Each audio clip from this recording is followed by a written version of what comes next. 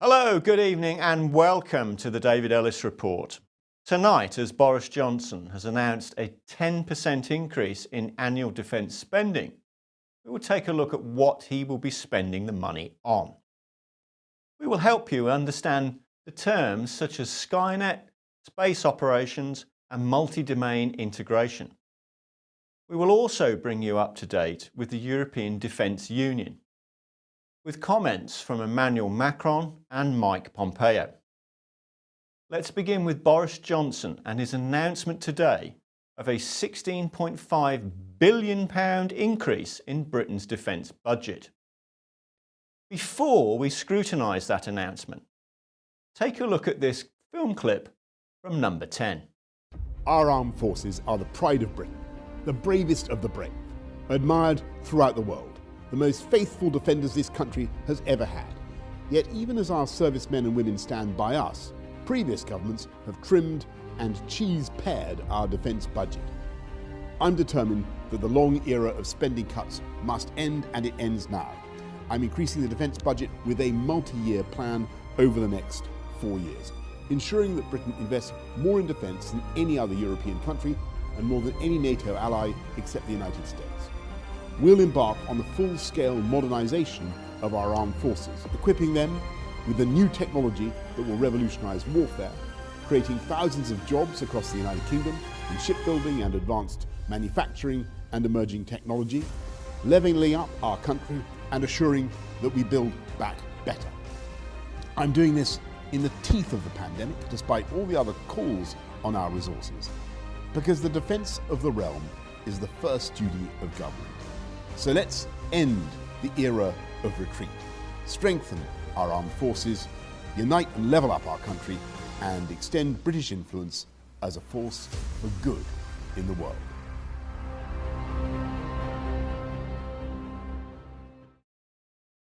I'm sure you enjoyed that. Boris's announcement of a £16.5 billion extra increase in money for the Ministry of Defence budget over the next 4 years is an amount of money over and above his manifesto commitment. This government has already pledged to increase defence spending by 0.5% above inflation for every year of this Parliament.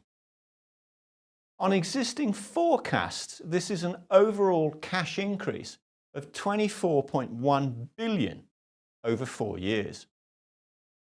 So if these increases are to be taken together, that's a £40 billion increase over 4 years, a 20% increase annually. So what's that money going to be spent on?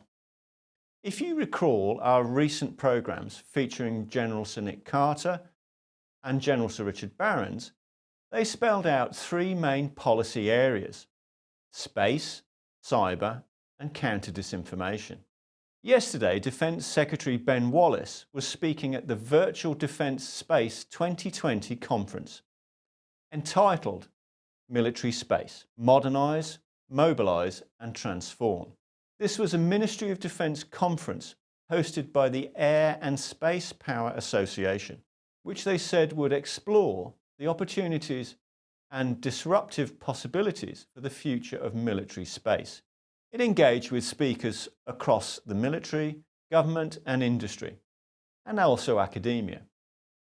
It considered how defence mobilises, modernises and transforms its approach to the space domain now and into the future. In his speech at the conference, Ben Wallace once again put the motivation for militarising space at the feet of the Russians. This narrative was reinforced by Air Vice Marshal Harve Smith, the UK's first Director Space, in a recent interview with Forces News. We're seeing other state actors commit more and more nefarious activity in space. There's a multitude of different ways to threaten space-based assets, and a lot of that threat can actually come from Earth-based equipment.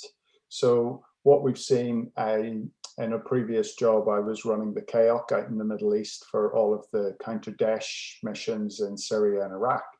And we saw there the Russians they had specific land-based jammers that they were using to jam satellites that then subsequently jammed communications, they jammed GPS codes, so it made it difficult, made our weapons work harder to deliver the precision that we expect from them. Ben Wallace, in his speech yesterday, said that this is why we are bringing Skynet into defence ownership. It will give our personnel the tools to operate in a world-leading satellite constellation and ensure they stay at the cutting edge of space expertise and experience. And that's why, he continued, back in July, we awarded a contract worth £500 million for Skynet 6A. This new, more advanced satellite capability will provide continued communication support to the UK's deployed forces for many years. Skynet is a family of military communication satellites which provide strategic communication services to the three branches of the British Armed Forces and to NATO forces engaged on coalition tasks. Skynet 6 is the latest generation of satellites which are expected to support data links to unmanned aerial vehicles and Britain's F-35 fleet. Skynet 6 satellites are manufactured by a company called OneWeb. In July this year, the UK government bought a 45% stake in OneWeb and holds the right to approve any future sale of the company. The British government also has a golden share. The current generation of Skynet satellites is operated by Airbus Defence and Space.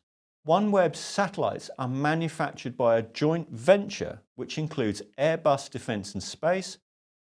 Airbus Defence and Space are widely expected to win the contract to operate Skynet 6.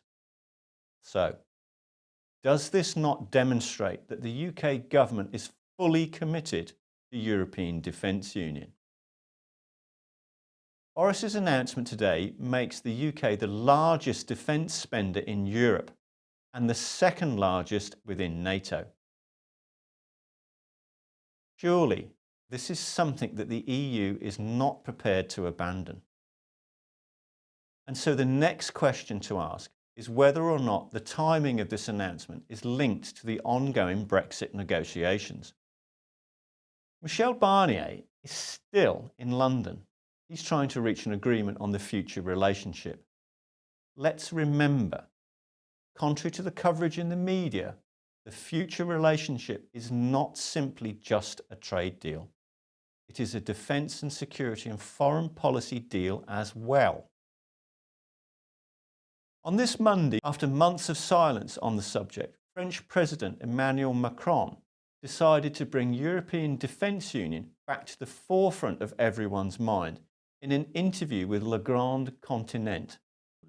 I quote, "But the United States will only respect us as allies if we are earnest," he said, "and if we are sovereign with respect to our defence.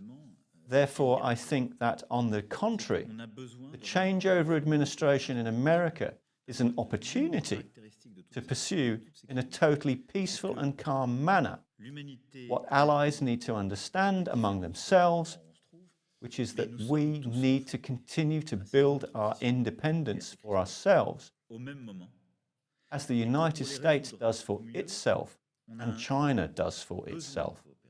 Macron's concerns that the US would respect the EU as allies seem to be unfounded. Just over a week ago, Mike Pompeo pledged that the US was going to take part in EU defence operations. In Europe, the United States welcomes the EU's adoption of guidelines for third state participation in permanent structured cooperation projects. Opening the door to U.S. participation in EU defense initiatives will strengthen NATO-EU cooperation, as well, and very importantly, interoperability. We look forward to completing an administrative arrangement with the European Defence Agency to ensure broad U.S. participation inside of PESCO.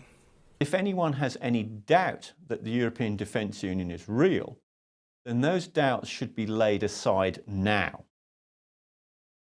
If the United States is expressing a desire to get involved, then it should be clear to us all that the EU has succeeded in building its credibility as a sovereign defence power. If you have not watched the most recent 2 episodes of this programme, I suggest that you do so and pay close attention to what was being said. Boris's announcement today will fund Britain's multi-domain integration, the so-called integrating operating concept outlined by both General Sir Nick Carter and General Sir Richard Barrons. The best way that I can describe what is being built is that Britain will posture itself as the glue that binds the UK, the US and the EU all together, integrating the EU and US in a way which will consume NATO.